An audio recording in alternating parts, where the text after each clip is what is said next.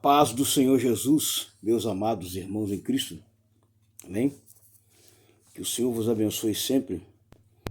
Na lição EBD de hoje, nós vamos abordar aqui um assunto muito importante.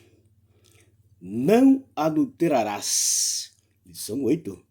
Não adulterarás. Tá.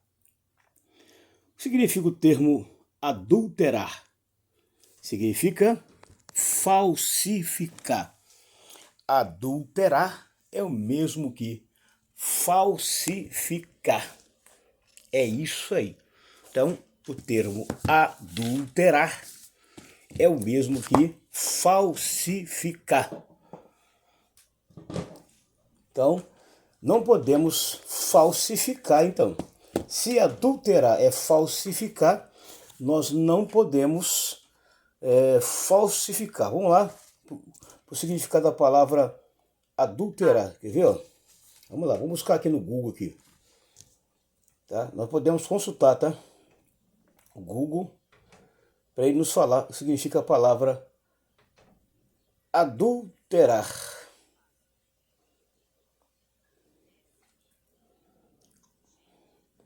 Vamos lá.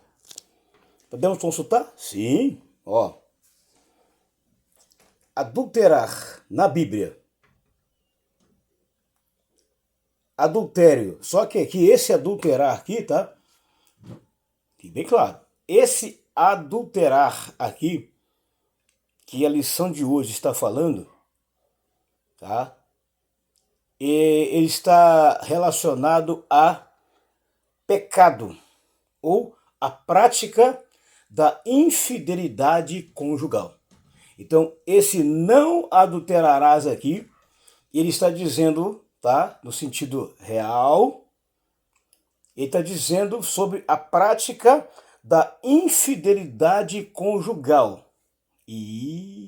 Então, esse adulterar aqui é com relação ao casamento. Se você é casado, você não pode ter uma outra parceira fora do casamento. Se você casa e tem um relacionamento extra, você está adulterando. E tem a palavra adulterar, que significa falsificar um documento. Mas nessa lição, nós estamos falando da prática da infidelidade conjugal. São forte, maravilha. Vamos lá. Não adulterarás, ou seja, não viverás uma prática de infidelidade conjugal. Se você casou, mantenha o seu casamento fiel até o fim. Não importa. Não importa. Casou com ela novinha e ela ficou com o cabelo branco, fica com ela até morrer. Você fez o voto lá no altar. Tá. Não adulterarás. Uma obrigação moral para a santidade e a preservação da família. Vamos lá. Por que existe o divórcio? Vamos lá. Para que o divórcio foi instituído? Por que o divórcio foi instituído? Por causa do adultério. Por causa do adultério, a carta de divórcio foi expedida. Que aí, a Bíblia diz que quando o homem casa, não o separe o homem. Quando que um casamento ele termina? Normalmente por causa da prática da infidelidade conjugal, que é o adultério. Aí, quando é o homem, a mulher dá a ele o divórcio. Quando é a mulher, o homem dá para ela o divórcio. Então tá aqui bem claro. Quer preservar a sua família? Quer preservar a moral e a santidade dentro da sua família? Então não cometa a infidelidade conjugal. Não cometa. Casou? Filho. Me arrependi de ter casado porque encontrei uma mais bonitinha. Casei com ela, mas já está muito velha. Quero outra. Ora, boas. No primeiro objetivo, tá? Mostrar os aspectos essenciais do sétimo mandamento, que é não adulterar. Na parte 2 da lição, expor a abordagem feita por Jesus acerca do adultério. E na parte 3, explicar o objetivo do sétimo mandamento. No texto de ouro desta referida lição, ela vai dizer o seguinte: eu, porém, vos digo, qualquer que atentar numa mulher para a cobiçar, já em seu coração cometeu adultério com ela. Opa! Qualquer que atentar para uma mulher. Eu posso olhar para uma mulher e não cometer nenhum pecado contra ela. E eu posso olhar para uma mulher com uma segunda intenção e cometer o pecado com ela. Mas eu posso também olhar para uma mulher na primeira intenção e cometer o adultério com ela. Mas o adultério não é só a prática do ato? Como assim, se eu olhar para uma mulher, eu já cometi? Normalmente quem olha com a segunda intenção. Normalmente, vai vendo. Normalmente quem olha diz assim: olha em casa. Bonita, hein? Enquanto eu tenho em casa uma mulher assim, assim, assim, você é bonita, hein? Observou? Normalmente quem olha faz um gracejo. Ou ele fala só com ele, ou ele aborda a pessoa. Hoje tem uma lei muito severa para isso. Importunação sexual. Está importunando a pessoa. Hoje tem uma lei severa para isso. Tome cuidado. Mas será que, presbítero Edivaldo, mas será que um crente ele olha para alguém com segundas intenções? Com certeza. Não tem isso, não é aquilo. Então, a Bíblia diz que o nosso olhar tem que olhar direito. E a Bíblia diz também, até mesmo com isso aqui, ó, com as nossas pálpebras, nós cometemos pecado. Infelizmente. Tá? Contenta-se com a esposa que você tem com ela, filho. Não mantenha um relacionamento extraconjugal fora do casamento, porque você está ferindo aqui o sétimo mandamento. Não adulterarás. Preserve a moral e a santidade e a sua família. Normalmente, quando você faz isso, você acaba com a sua família. O casamento ali terminou. Quando é ele que faz, o casamento terminou, porque ela vai descobrir e termina. E não adianta, às vezes, o cara manter um relacionamento extraconjugal fora, escondido por muito tempo. Mas um dia, a bomba estoura, a verdade vem à tona e esse casamento atrai. E normalmente, a colega vai contar para a esposa do caboclo, ó, seu marido tem um relacionamento com a minha prima, com a minha irmã ou com a minha vizinha. Seu marido tem um relacionamento com a sua melhor colega. Não, não é possível, ele é fiel. Tem sim. Infelizmente, sempre vai ter os delatores que vão entregar uma infidelidade conjugal. Ou de uma parte, ou da outra. Não tem jeito.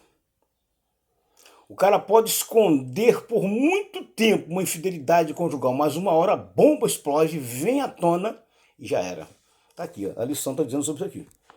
Na verdade aplicada, o sétimo mandamento trata da santidade. Santidade é onde? Entre o casal, entre o marido e a mulher. E a fidelidade entre os cônjuges, a fidelidade entre o casal. Tá? Ele visa proteger a sagrada instituição da família. Quando ele faz isso, a família desmorona. O filho descobre, ô mãe, é verdade que o pai tem um relacionamento fora, meu filho? Infelizmente é verdade. E mediante isso, eu e seu pai vamos separar. Nenhum filho, nenhuma filha quer que os pais se separem. Mas a infidelidade conjugal levou à separação do casal, ao divórcio, E pode ter certeza, se os filhos são adultos, eles vão ficar chocados, mas vão entender. E tem uns que são adultos que ficam chocados e não entendem. E acaba falando, pai, poxa, o senhor fez isso. Ou então param de falar com o pai. E se os filhos forem pequenos, aí que o problema é pior ainda. Você sabia que uma infidelidade conjugal no casamento, quando o filho é pequeno, você pode causar nele uma grande frustração, decepção?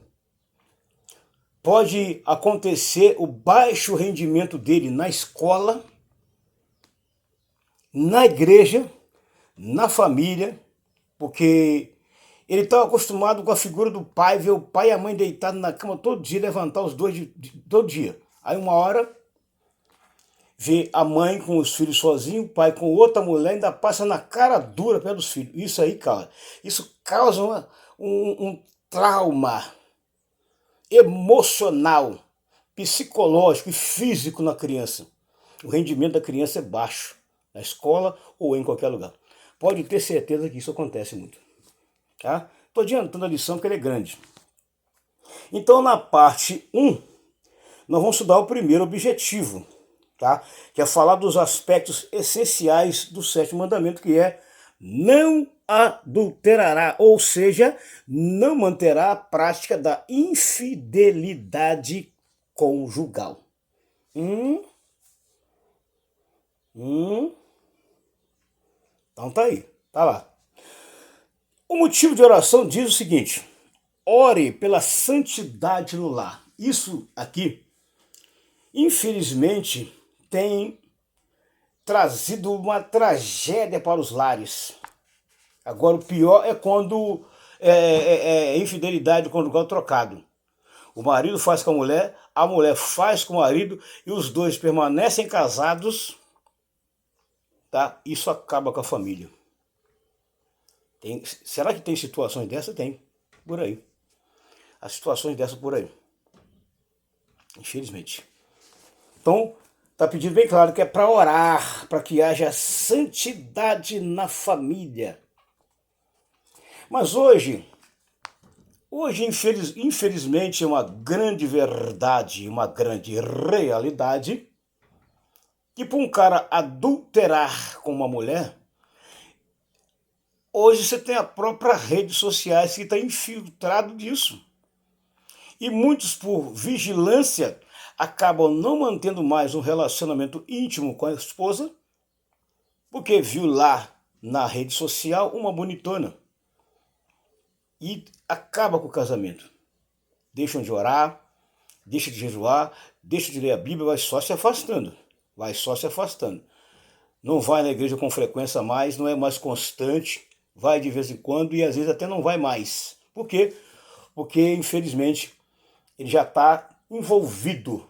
Tá? Muitas das vezes é a rede social de pessoas que ele não conhece. Hoje é uma atração tão grande sobre isso. Tem que tomar cuidado, vigiar até na rede social. Infelizmente, vigiar com parente, com qualquer um. Infelizmente. Aspecto do 7º mandamento. O 7º mandamento diz respeito à preservação, estabilidade, instituição da família, por extensão da sociedade humana em geral, pois trata da santidade e da fidelidade. Tá. Uma definição da palavra adultério. Adulterar basicamente significa alterar a pureza ou a natureza de algo. Então, adulterar é você alterar a pureza ou a natureza de algo. Tá, vamos lá. No sentido físico, o leite, no sentido físico, real, natureza. O leite alterado, por exemplo, é o excesso de água nele com a intenção de aumentar o seu volume. Tá? Então, quando eu pego um litro de leite vendido no supermercado, ele veio sem nenhuma alteração. Tá? Quando é que eu vou adulterar ele? É quando eu vou ingerir água nele para aumentar a sua volúpia. Aí significa adultério. Ou adulterar, né? No caso aí é adulterar, ou seja, eu estou falsificando aquilo que é real e aquilo que é natural. Guarde isso. Então tá aqui a explicação da palavra adulterar. Adultério é falsificar algo original. Quando eu estou falsificando algo natural, real, eu estou adulterando. Por exemplo, eu pego a minha RG e acrescento algo nela que não tem. Quando bate no sistema, vai acusar que aquele documento ele foi adulterado. Por quê? Porque as informações reais não existem naquele documento. Existem as informações, mas aquela que você colocou na frente não tem. Isso significa adulterar. Isso é pecado. Tanto o pecado de você olhar para uma mulher com segundas intenções, manter também um relacionamento com ela é pecado, quando também você falsificar um documento, um objeto, também é pecado. E a lei ela é bem severa para isso. Falsificação de documento, falsificação disso, falsificação daquilo. Normalmente tá tendo ultimamente tudo isso aí. Então, tome muito cuidado quando você for falsificar qualquer coisa. Então tá aqui, ó. Quando falamos do ponto de vista espiritual, temos o adultério, que altera a pureza da doutrina, disfarça a mentira com versículos bíblicos, retirado do seu contexto, de um ar de autoridade à falsidade. 2 Coríntios 4:2 e 1 Pedro 2:2, falando em casamento, o adultério é uma profanação da santidade do vínculo do matrimônio. Quando um dos cônjuges, homem ou mulher, mantém relações sexuais com alguém que não é seu parceiro oficial. Hebreus 13:4. Opa! Quando você mantém um relacionamento sexual com uma pessoa que não é seu parceiro real, você está adulterando. É adultério. Será que as pessoas não se sentem estranho quando fazem isso, não, gente? Não é possível. Eu creio que as pessoas se sentem estranho. Ou deveria se sentir estranho. Você é casado com uma mulher, aí você mantém um outro relacionamento. Será que o cara não sente na pele? Será que a alma dele não acusa ele, cara? Ô, cara, você tá com uma mulher que não é sua. Normalmente ele sente algo diferente, mas ele não tá nem aí porque ele quer dizer que ele é o cara. Seu casamento acabou daquele momento. Olha, vou lhe dizer uma coisa.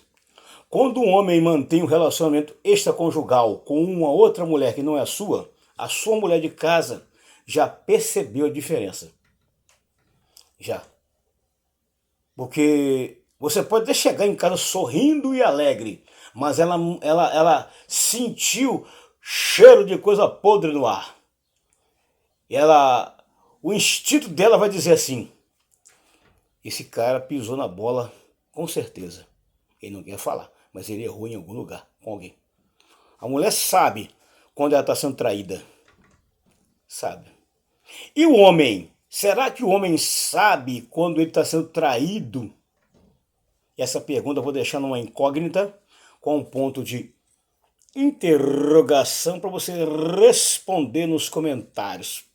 Tópico 1.2 da referida lição diz: a natureza do mandamento. Havia um grande contraste entre Israel e as demais nações com a forma de como a questão do adultério era abordada. Nas civilizações orientais da época, não era novidade punir o adultério como a morte. Para Israel, sim. Então a lei lá era punir com morte quando alguém cometesse a infidelidade conjugal. Era punido. E hoje? Quando duas pessoas eram encontradas em ato de adultério, Se a mulher fosse casada, apenas a mulher era condenada à morte. Ó. Se a mulher fosse casada, apenas a mulher era condenada à morte. Tá, isso lá na época da lei lá atrás. Pois a mulher era considerada propriedade do marido. Ao homem era geralmente imposto outros tipos de penalidade. Enquanto isso, em Israel, se duas pessoas fossem encontradas em ato de adultério, ambos morriam. Ó, se duas pessoas fossem encontradas em ato de adultério, ambos morriam. Onde está essa referência, presbítero Edivaldo? Vamos lá. Levítico 20:10, Ezequiel 16:38 ao 40. Jesus cumpriu ao pé da letra essa lei de Levítico 20:10 e de Ezequiel 16:38. Quando, presbítero? Evangelho de João, capítulo 8, você vai encontrar a cena da mulher adúltera. Levaram-na até Jesus e mandaram Jesus executar a lei. Eles também executariam a lei, porque a lei mandava. Jesus conhecia a lei de Moisés, sim ou não? Ele conhecia muito bem o parâmetro da lei de Moisés. Ele conhecia. E ele sabia, porque Jesus ele lia as escrituras e ensinava na sinagoga e no templo. Portanto, ele conhecia essa passagem, sim. Ele conhecia, se duas pessoas cometessem o ato, as duas morriam por apedrejamento. Por isso que ele não condenou a mulher e não deixou ninguém fazer nada com ela, porque ela não cometeu o ato sozinho, cometeu junto com alguém. Concorda ou não? Portanto, está aí a lição. Parte 1.3 da referida lição, vamos lá. A punição do mandamento. Mesmo numa sociedade patriarcal onde a poligamia era costumeira, o que é poligamia? Vamos lá. Monogamia é o casamento único, um homem e uma mulher. Trigamia fala de 3. Poligamia, 4, ou seja, é um cara que mantém um relacionamento com 4 mulheres ao mesmo tempo. Isso é poligamia. Se ele mantém um relacionamento com 2 mulheres ao mesmo tempo, é bigamia. Se ele mantém um relacionamento com 3 mulheres ao mesmo tempo, é trigamia. E se ele tem um relacionamento único, só ele e a esposa, é monogamia. Esse é aceito por Deus. Os outros 3 não. E fim de conversa. O casamento que Deus instituiu lá atrás, quando fez Adão e Eva, é a monogamia. É o casamento único entre um homem e uma mulher, tá? Isso aqui é bíblico. Infelizmente, estou falando da Bíblia Sagrada, lei da Bíblia Sagrada. Hoje, há punições para infidelidade conjugal. Tá? Fique tranquilo que as leis de hoje também punem tranquilo quando há esse ato aí, tá? Fica tranquilo. É lógico que não vai matar ninguém. A pedrada ou enforcado, como era lá atrás, não. Tem outro tipo de penas e sanções que são aplicadas quando há um ato de infidelidade conjugal entre um homem e uma mulher. As leis aqui, elas sabem como fazer. Fique tranquilo que as leis sabem como fazer quando há. Não precisa matar ninguém por conta disso. Não precisa. Bem claro mesmo. Então essa é a parte 1.3, que a punição era bem severa. Era bem severa. Tá? Quando as mulheres tinham que compreender que havia limites muito marcados no seu que refere a seu respeito, que se devia ter nas relações conjugais. Mesmo quando um homem tomava mais do que uma esposa, com isso se controlava a prosperidade sexual. Os relacionamentos só eram permitidos no contexto do casamento. Para a maioria das culturas, era por razão do sentido de propriedade do homem sobre a mulher. No caso de Israel, foi causa da aliança estabelecida por Deus. Se um homem cometesse adultério com a esposa de seu próximo, o adúltero e a adúltera inevitavelmente seriam mortos, sendo uma ação que violasse uma das condições do pacto. Deus e o povo, responsabilidade ambas as partes, ambas deveriam morrer dessa maneira, para erradicar a preservação dentro da nação. Entendeu? Parte 2 da lição, vamos resumir ela, que é grande, né? Abordagem de Jesus acerca. Aí vai ver como Jesus fez agora quando encontrou esse tipo de situação. E Jesus encontrou, que é a parte 2. Da mesma forma que o assassinato nasceu como produto das intenções do coração, Cristo também considerou o adultério como uma intenção claramente perversa do coração, e quando alimentada, leva à própria ação. Mateus 15, 18. O adultério não acontece por acaso. Concordo. Você acha que o adultério acontece por acaso? Não. Com certeza já houve alguma aproximação, já houve alguma intenção, já houve alguma coisa antes. Então não foi por acaso que aconteceu. Já houve algum entrevero antes de chegar nessa ação. Com certeza. Isso aí é fato, bem acompanhado. A Bíblia nos ensina que somos atraídos e engodados pela nossa própria cobiça. Olho grande. Já observou que o cara tem uma esposa bonita em casa, trabalhadora, mulher de Deus, mas o cara olhou e viu. A Bíblia diz bem claro que é para nós tomar cuidado com a concupiscência dos olhos, concupiscência da carne e a soberba da vida. Vamos lá, presbítero Edivaldo. A palavra concupiscência significa o quê? Apetite desordenado, sem freio, algo sem controle. Isso aconteceu com Davi. Lembra do episódio de Davi? Você vai encontrar lá no Salmo 51.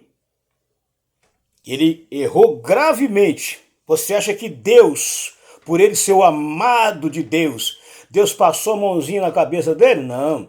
Deus o perdoou, mas falou com Davi: a minha espada não vai sair da sua casa. E as consequências do ato errado de Davi, mesmo ele sendo perdoado, infelizmente atingiu a sua família. E na sua família houve a mesma coisa. Então não adianta. Tá? Fique bem claro.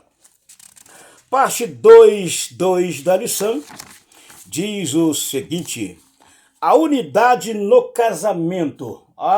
É um casamento único. Quando fala de fala de único. Único casamento, é um monógamo. Tá? Esse casamento. O Novo Testamento define o casamento como uma representação de nossa relação com Jesus. A união entre marido e mulher exemplifica a união entre Cristo e a sua igreja. Essa definição nos ajuda a entender que para nós todo ato de imoralidade sexual é um tipo de profanação espiritual e um atentado contra o Filho de Deus. Paulo chega a afirmar que cada relação sexual ilícita é um casamento. Ilícita é um casamento. O corpo é para a prostituição, 1 Coríntios 6, 13 e 20. Para o cristão, unir-se sexualmente com alguém que não é seu cônjuge é violar a santidade de sua união com Jesus Cristo. Misericórdia. Uma lição forte. Parte 2.3. Zelando pelo matrimônio. Essa manutenção de zelar pelo matrimônio para que ele gere fidelidade e santidade é dos dois. Tanto é do marido quanto é da mulher. Se você andar direito, os seus filhos vão andar correto. Agora, se deixar um laço de brecha nesse, você pode ter certeza que alguém da sua família vai seguir o mesmo traço errado, ou da mulher ou do marido. Mas será que isso acontece? Normalmente acontece. Quando há infidelidade conjugal de uma parte ou de outra, quando há filhos, você pode ter certeza que alguém vai herdar essa natureza também. Infelizmente isso é uma grande verdade. Parte 2.3, né? Zelando pelo matrimônio. Então, a responsabilidade de zelar pelo matrimônio é sua. Parte 3 da lição resumo. O objetivo do mandamento. Por ser o sexto, por ser o sexo, né? O sexo, uma dádiva do Criador, O relacionamento sexual, de acordo com a palavra de Deus, está debaixo da bênção divina. Mas quando esse relacionamento afronta o mandamento divino, torna-se um relacionamento prejudicial, principalmente para a comunhão com Deus. Parte 3.1. Guardar a santidade no casamento. Essa obrigação é de quem? Do homem e da mulher. Não adianta um querer julgar a culpa no outro. A responsabilidade de guardar aqui a santidade do casamento também é dos dois, tá? Estou resumindo, depois eu coloco na descrição o resto lá. 3.2. Guardar a santidade no lar. De que maneira? Não cometendo a infidelidade conjugal. Parte 3.3 e última da referida lição. Guardar a estabilidade das sociedades. Até a sociedade onde você vive, a comunidade onde você vive, normalmente ficam de olho. Infelizmente, nós somos observados em tudo quanto é lado. Tá? Se eu ando na rua, sou casado, as pessoas me conhecem e eu comecei a andar com outra na rua, pode ter certeza que alguém na rua que me conhece, rapaz, aquele lá não é o esposo da fulana? Ué, gente, é ele mesmo. Aquela mulher lá não é mulher dele, não. Olha lá, tá de mão dada com ela, tá enchendo o carrinho de compra com ela, olha lá, saiu com ela, não é mulher dele, não. Ih, rapaz, traiu a mulher dele. A pessoa viu, conta para outro, que conta para outro, que conta para outro, que conta para outro. Quando a esposa do caboclo sai na rua, as pessoas começam a menear a cabeça e olhar para ela diferente. Ué, por que as pessoas estão me olhando diferente? Ué, mas será que eu estou de roupa suja? Ué, gente, peraí, não. Tem alguma coisa estranha. Ela chega em casa, conta para o marido, mas o marido não fala nada. Meio cínico, cinicão. Traiu ela? Ô esposo, ué, não, bem. Eu passei na rua ali, uns nossos amigos aí me olhou com estranho, não me cumprimentou, baixaram a cabeça. Tem alguma coisa estranha? Não, bem. Tem não, estranho. A esposa, desconfiada com a pulga atrás da orelha, ela vai perguntar a alguém. Por quê? Uma colega dela falou assim, ó, eu não queria te falar não, mas olha, aquele dia que as pessoas te olhou assim de cara feia, é porque o seu marido tá andando com a vizinha. Não, não é possível. Tá. Um dia, a verdade da infidelidade vem à tona. Uma hora, a verdade da infidelidade vai bater a sua porta. Não adianta. Você pode esconder durante muitos anos, mas um dia a verdade vem à tona. E existem algumas verdades de infidelidade conjugal que elas são só descobertas, o cara escondeu por muitos anos, ninguém soube.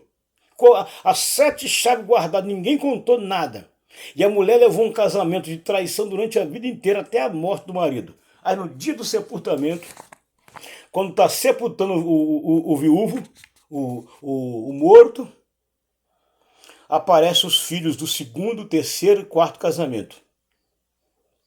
Eu sou filho do morto, com a fulana, a sua melhor amiga, ou com a sua irmã. Eu também sou. Aparecem os filhos do 2º, 3º e 4º casamento, do 2º, 3º e 4º relacionamento que tinha extraconjugal. São descobertos no dia do velório. Isso é uma grande verdade que eu estou falando. Então, finalizando a lição, ande certo. Não pratique a infidelidade conjugal. Respeite o matrimônio, respeite o seu casamento, respeite a sua esposa e respeite Deus, que Deus não tolera essas coisas. Amém? Graça e paz, que Deus te abençoe em Cristo Jesus.